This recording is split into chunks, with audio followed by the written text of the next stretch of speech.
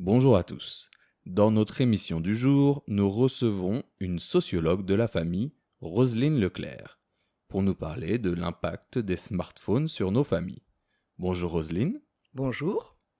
Les smartphones sont une véritable révolution.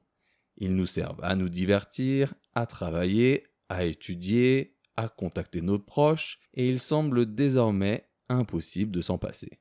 Pourtant, vous nous dites dans votre nouveau livre que nos chers téléphones représentent un vrai danger pour nos familles. Oui, exactement. Et c'est le cas. Pas seulement pour les raisons habituelles dont on parle le plus. Des raisons habituelles?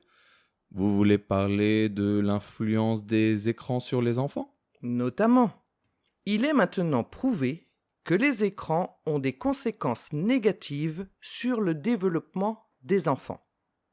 En effet, le nombre d'enfants avec des troubles de l'attention, des troubles du langage, explose depuis la révolution des smartphones.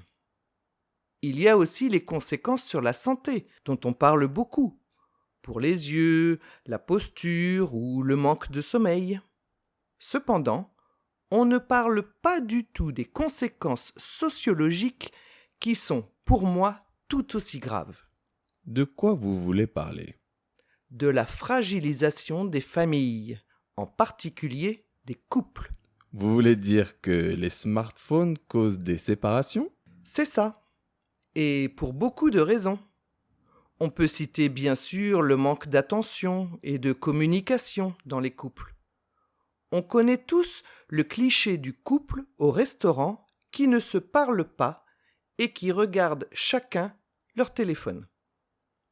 On se moque beaucoup de ces couples, mais on est tous coupables de cela à un certain niveau.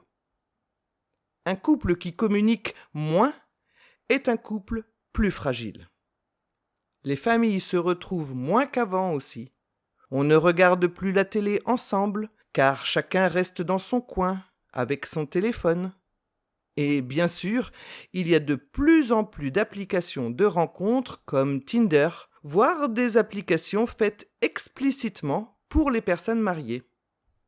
Et cela cause plus de divorces? Absolument. Et c'est très mauvais pour notre société. Bien sûr, de nos jours, différents modèles de famille sont bien acceptés, notamment les familles monoparentales ou recomposées.